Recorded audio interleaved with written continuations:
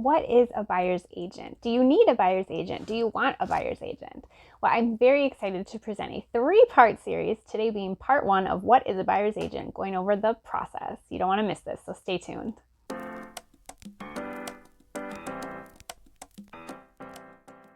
So what is a buyer's agent? Do you want a buyer's agent? How much information can you get about buyer agency and what it all is? So today we're going to be going over part 1, the process. What is a buyer's agent and how can your buyer's agent help you in the process from front to end, start to finish? How does a buyer's agent, how did their role play in your home purchasing journey? I'm Kelly Doyle with Kelly Doyle Homes and Realty Executives. Let's dive in. So to start off, the first thing, I need to know more about you. It's a really big part of starting the home purchase journey is for me to get a really good sense of you and what you're looking for in your home purchase. It's important for me to know what you're hoping to gain, your goals, your accomplishments, and why you're buying a house. And so I usually start off by asking a lot of questions, and these questions are really helpful, especially if you haven't really thought about what you're looking for. Maybe you've just been browsing online and you're going through pictures and you're going through pictures and you're going through pictures and your head is kind of spinning and you really haven't ever stopped to think, and what do you really want in a home? These questions will help us kind of narrow in and dive in to try to pinpoint those particular things that you are really hoping to get out of this home and living there. And so I'll ask you things like, oh, where are you from? Are you from here, or do you have family that lives back in Florida or Texas or wherever it might be? And that's important for me to know because I do want to know the likelihood that you might go back home one day. Is this going to be your long-term city that you're going to live your life in, or is going back home something that you are going to want to do at some point?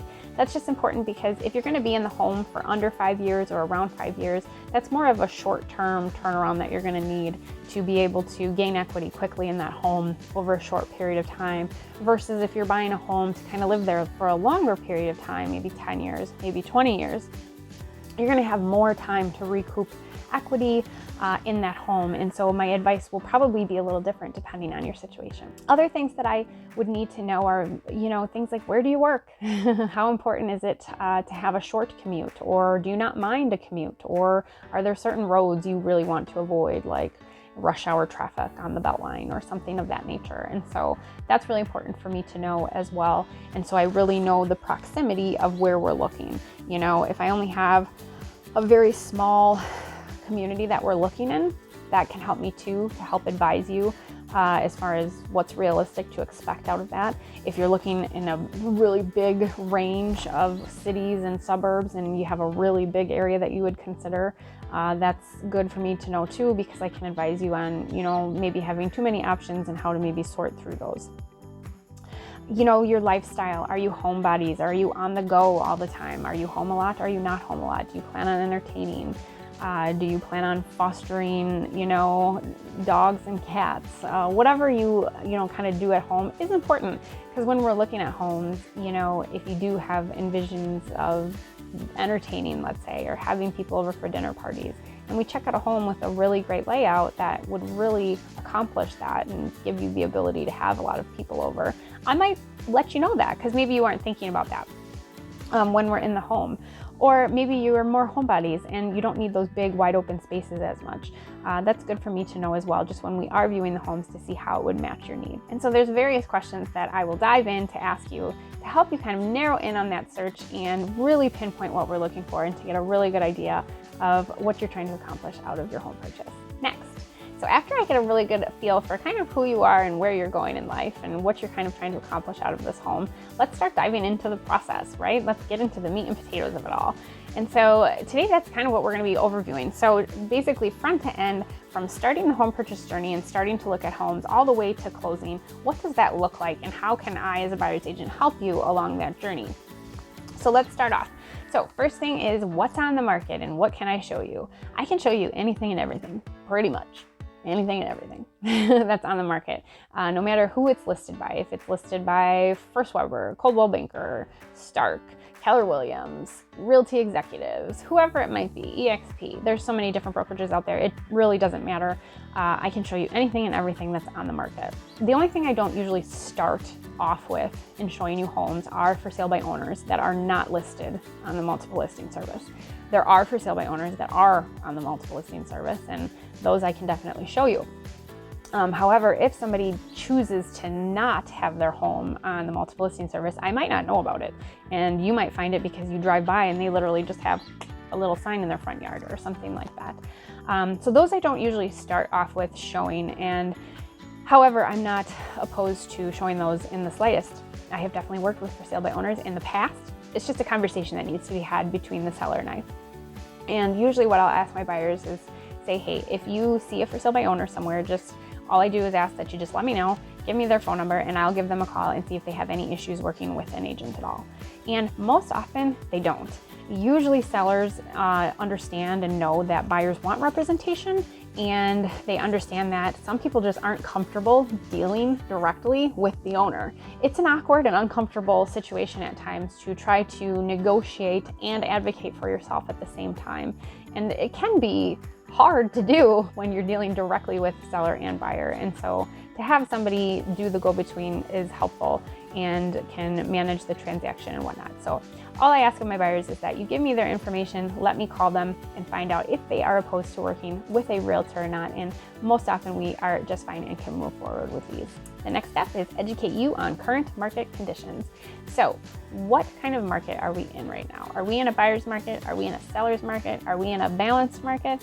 These are very important information. This is a very important thing that you need to know as a buyer. You need to know what kind of climate the market is in right now, since you are going to be entering into it. You want to know what kind of environment you are stepping into. And truth be told, different communities have different markets. And yes, you can take Dane County as a whole. However, the market in certain communities is going to be different than other communities. The market in certain price points is going to be different than the market in other price points. And so I will advise you for whatever climate you are about to enter into. If you are about to enter into a crazed seller's market, which means that there are not enough homes for all of the buyers that are currently looking, that's something that you're going to want to know. You are about to enter into, kind of a dog eat dog, as far as being competitive situation. And it's not uncommon for you to possibly lose one or maybe even two homes or three. And let's hope that doesn't happen. And I would do everything in my power to not have that happen. But you want to know that up front. I don't really love surprises. I do everything in my power to make sure that you are not surprised because it's just nothing worse. And if I never tell you that you're entering into a very strong seller's market and the competition is through the roof and the price range that you're looking at and the communities that you're looking at, that is about as busy as it gets. You want to know that. And so that just means that, when you're going into competition and you're writing your first offer, you might not have your teeth out and you might not have your game face on comparing it to the people that you're in competition with. Because maybe you're writing your first offer and you might be in competition with other people that have already lost 2 or 3 or 4 homes, which is just ouch, right? And so if they've lost a few homes already, their teeth are out and they are ready to do whatever it takes to make sure they get that offer. And their offer might just be way far and above stronger than our offer because maybe this is our first offer and you're just not ready for that. That's just good information for you to know because I don't want you walking into that first home, falling in love, and then just being heartbroken and you're a puddle on the floor because it didn't work out. And as terrible as that is, and again, like I said, I do everything I can to make sure that that doesn't happen. However, my main goal is that you're comfortable and I want you to feel good about any offer that you would put in. So again, just explaining the climate and the environment of the market that you're about to walk into so that you know what to expect. If it's flip side and we're walking into a buyer's market, not super common right now, but let's say it's a buyer's market like it was back in the day, that's also good information for you to know because you might be overwhelmed with the choices and options that you have. And you're gonna need to narrow in on things and really pinpoint what you really want in efforts to not be overwhelmed. And it's also just good to know what is reasonable and what isn't reasonable, even in that type of market. And, sometimes you'll hear things that may or may not be true. And it's just important to just, again, be aware of what's realistic and what isn't. When you're walking into a market to purchase a home, you want to know kind of what environment you're about to step into. Moving along, the next step will be financing. Financing is so important to talk about. This is like the main reason we talk in my first meeting with my buyers, is to talk about the importance of getting pre-approved. Occasionally, I will have buyers that have already been pre-approved by the time I meet with them, but a lot of times they're not, and that's totally okay too. I love talking to anybody and everybody about their home purchase. The most important thing though is that you connect with a lender and get pre-approved before we look at any homes. Please. The main reason being is that as soon as we start looking at homes, the chance that you might fall in love with one is there. And you don't want to fall in love with a home and then talk to a lender just to find out that the payments are a little uncomfortable and your price point, which you thought was here, is actually realistically here. That is no fun at all and a big old stinking letdown. And so I don't enjoy putting buyers through that. And so please, let's avoid any heartache and as much heartache as possible, and make sure that we are talking to a lender before we ever look at any homes, so that you are super crystal clear on what level of payment you are really comfortable with. And your lender might approve you up here, and maybe you are still only comfortable with payments down here. That's great. Just so you know where you're comfortable. And that lender should be able to break down payments and let you know what your down payment would be at this price point or this price point. Talk about closing costs, whether or not you have 20% down or not. If you don't, talking about PMI, how much that factors into your payment, etc., etc. And so you want to make sure that you connect with a good lender. And I have some great lenders that I'm always happy to refer, of course. And it's just important that you talk to somebody that knows what they're doing and really gives you a clear picture of your payments and your financing, so that you're not falling in love with houses and having your head spin later because you really didn't know what your payments were going to be. The next step would be to give you my opinion on the value of the home you're purchasing. If you are purchasing a home and we are getting into competition and we are trying to be as competitive as possible, it is possible that that price can sometimes change from what the seller is asking. If we're in a buyer's market, maybe you're wondering how low you can go. So I will always just give you my opinion on the actual value of the home. And that may or may not be what you decide to make an offer for. However, I'm just here to give you my opinion. And I also want to make sure that we're not going to, run into issues later on in our deal. If you do have a financing contingency, it's possible that you probably also have an appraisal contingency. And that appraisal contingency is there to tell the lender that, this third party feels that the purchase price is accurate. And I don't want any problems later on in our deal with the appraisal. And so if I feel the value is here and we're in a crazy competitive situation, and I tell you, I really looking at what has sold, I've done my research, and this is where I feel the value is. However, I don't think that's going to get you the house. I think you would need to offer here to actually get the house. That's possible. And so it's just up to you what you ultimately want to pay for the house. And, I just want to make sure that you're aware of any pitfalls or any danger that we might be stumbling into if the price were to exceed what I feel comfortable with. Just so you understand at a high level what that means to you and what your outs or what your lack of outs may be. And so it's just kind of running through that whole value conversation and just letting you know where I feel the value is, and also just letting you be free then to decide what you are in fact comfortable with, how much you like the house, and again, how long does this house meet your needs? Is this your long-term forever house where, hey, you know what, paying an extra $5,000 is a-okay with me because I could really see me and my family living here for the long haul? Or, you know what, I like the house, but I really just don't like it enough to run into problems later. Or, you know what, I just don't like it enough to pay above what, maybe an appraiser would say it's worth, or something like that. And so it's just up to you. I'm just here to give you my opinion, and it's always up to you and your comfort level what you in fact would like to offer. Okay, next step. Are you still with me? I haven't lost you yet, have I? Okay, good. Okay, the next two steps I'm actually going to be very brief on, because that is going to be part 2 and part 3 of this What is a Buyer's Agent series. So part 2, which is another video that I will be doing, is contracts and contingencies. This is a whole video in and of itself. There are so many contracts and contingencies to go over, and as a buyer's agent, that is my job, is to make sure that you understand what you are getting into and what you're agreeing to. And so there's the offer to purchase. There is the buyer agency agreement. There is a real estate condition report. There are addendums. There are contingencies, right? There's a financing contingency, a home inspection contingency, an appraisal contingency, and various other contingencies that are optional that you may also decide or need to write in depending on the situation of the house that you're buying.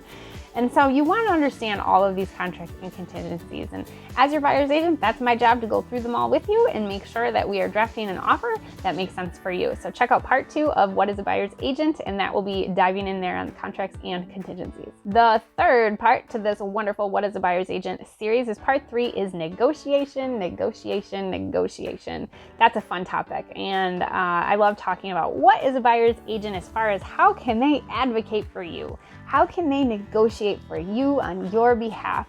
Why I have your back and I'm in your corner for the long haul. That's a really fun topic, and it's probably the biggest benefit of having a buyer's agent is just having somebody advocate for you and negotiate for you and have your best interest. And so be sure to check out that video as well, part 3 on what is a buyer's agent, negotiation, and why a buyer's agent is an awesome person to have. Okay, we're on the home stretch. All right, manage details and meet deadlines. As a buyer's agent, that is something that we do, of course. So we're drafting offers, we're making contingencies, and all of these things have time frames, and we need to abide by them. That is very, very, very important, because if you don't meet your times and deadlines, you might be in breach. That would be very bad. And so that is my job as well, to make sure that we are staying on top of all of the dates and deadlines in the offer, and so we don't miss out on anything. We definitely don't want to be writing in contingencies on our contracts and that just not meeting them. That would be a very, very, very terrible thing. And so I will be staying on top of everything, making sure that things are getting in, or letting you know if we're getting close to a deadline that's approaching and something would need to happen by that time frame. And so that's definitely part of being an advocate for you and being your buyer's agent, is just ensuring that all those dates and deadlines are met and that we are staying on track. Okay, and woohoo! Now we can sail on to the closing, which is the last step. Schedule and attend your closing. Hallelujah, we got here. So hopefully all the heavy lifting is done by now. And hopefully most of if there was a bumpy road or any difficulties along the way, hopefully we're smooth sailing at this point. And schedule and attend your closing seems pretty, straightforward. However, there is like a final walkthrough that we would need to do. And the final walkthrough is mostly just to, it's our last chance to look at the house before you buy it, to ensure that the property is in the same condition as it was as when we wrote the offer. It's also our chance to verify that any repairs that may have been negotiated on that home inspection have in fact been done. And so it's our time to just be in the house again and make sure that the sellers are out. I know that sounds crazy, but that is part of it too, to make sure that the sellers have in fact actually moved out and to make sure the house wasn't damaged in that process, and that any repairs or anything that had to be done on the house did in fact get done. Hopefully we have paid receipts and we already have proof or evidence that some work was already completed, but it is nice just to lay your eyes on it right before you purchase the home, just to make sure that everything looks as it should. And then once you go to the closing, again, just advocating for you and making sure that you have everything that you need and there won't be any surprises on closing, and you bring the correct amount for proceeds. Your lender is in the loop and knows that where we're closing and how much money that they're bringing, and making sure that they're in the loop, and that the title company and all the parties that are involved in the transaction are moving forward and making sure that we're heading to closing. So that is the last step. So be sure to check out part 2 and part 3 of the What is a Buyer's Agent series, contracts and contingencies, and negotiation, negotiation, negotiation. It's everything that you're going to need to know on your home purchase journey. Thank you so much for watching. Again, I'm Kelly Doyle with Kelly Doyle Homes and Realty Executives, and I will check you next time. Thanks.